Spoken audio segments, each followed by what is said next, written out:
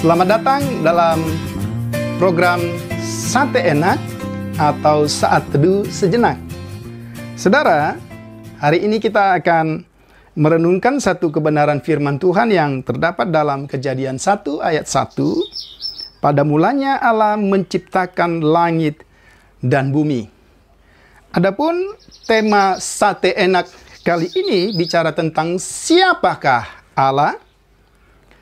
Saya ingat beberapa tahun yang lalu ketika saya mengampu satu mata kuliah dalam satu kelas, saya membuat satu pertanyaan tentang siapakah Allah menurut mahasiswa atau saudara-saudara yang hadir pada waktu itu. Dan saya berikan waktu kepada mereka untuk mencatat siapa Allah menurut mereka. Beberapa catatan itu saya coba kemukakan. Yang pertama, bahwa Allah itu adalah sumber dari segala berkat. Yang kedua, Allah adalah tabib yang ajaib. Yang ketiga, Allah adalah Bapa yang baik. Keempat, Allah penjaga yang tidak pernah terlelap. Allah sumber segala hikmat dan seterusnya. Jawaban-jawaban ini sesungguhnya ingin menjelaskan bahwa Allah dalam pengalaman-pengalaman setiap orang. Jawaban ini tidak salah. Jawaban tentang siapakah Allah berdasarkan pengalaman-pengalaman hidup kita. Tetapi pertanyaannya, apakah itu cukup? Apakah Allah hanya sekedar sumber segala berkat dan seterusnya? Hari ini, berdasarkan Kejadian 1 ayat 1, saudara, kita akan merenungkan firman Tuhan.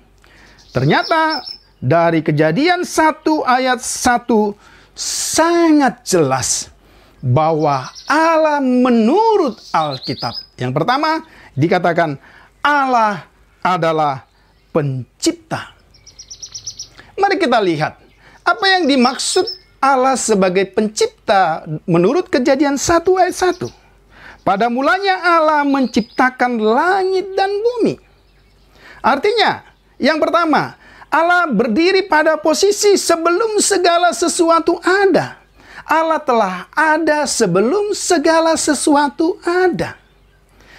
Wahyu 1 ayat 8 katakan Allah adalah Alfa dan Omega, yang awal dan yang akhir. Maka kita bisa menyimpulkan Allah sebagai pencipta adalah Allah yang kekal. Itu yang pertama.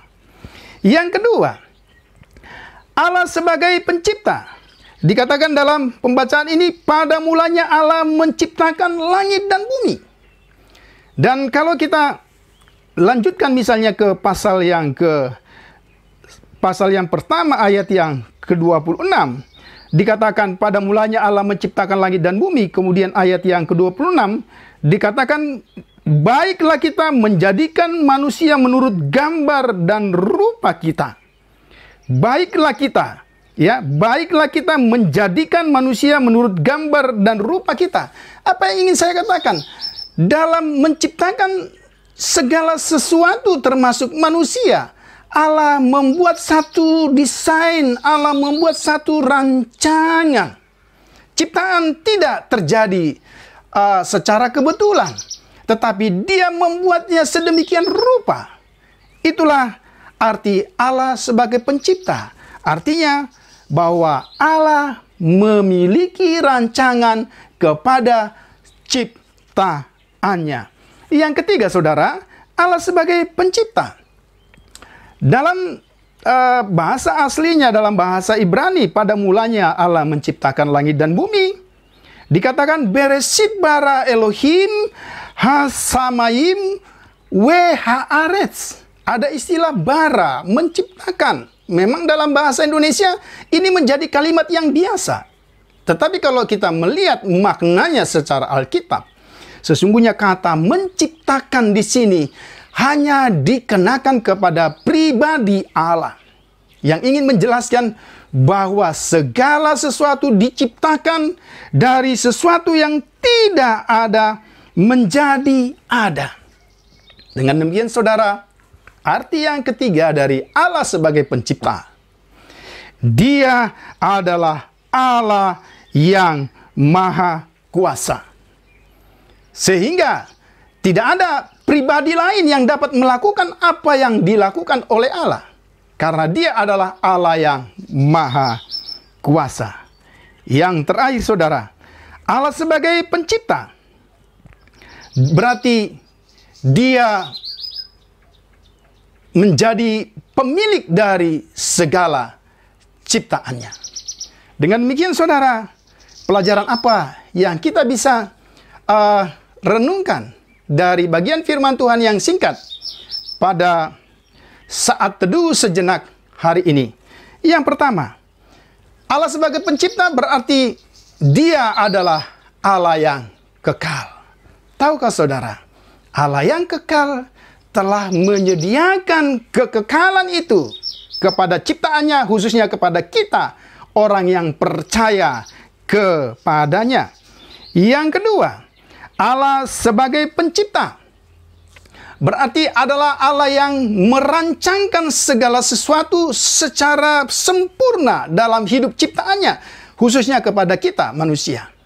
Karena itu, saudara, sadarilah bahwa tiap-tiap kita, atau di dalam tiap-tiap kita, Tuhan memiliki rancangan-rancangan yang mulia. Yang ketiga, sebagai Allah sebagai pencipta, dikatakan tadi, Dia adalah Allah yang Maha Kuasa. Berarti Allah yang dapat menjadi tempat kita bergantung. Allah yang dapat diandalkan dalam segala sesuatu. Allah yang dapat dipercaya. Itulah artinya Allah sebagai pencipta. Kemudian yang terakhir, Allah sebagai pencipta bicara tentang Dialah pemilik hidup kita. Karena itu, saudara, kalau kita menyadari bahwa kita ini adalah miliknya Tuhan, apa yang akan kita khawatirkan? Apa yang akan kita takutkan? Tetapi saudara, kalau Dia adalah pemilik hidup kita, maka kita sebagai ciptaan, sebagai orang-orang yang mengasihi Tuhan, harus memberikan pertanggungjawaban kepada Allah Sang Pemilik itu.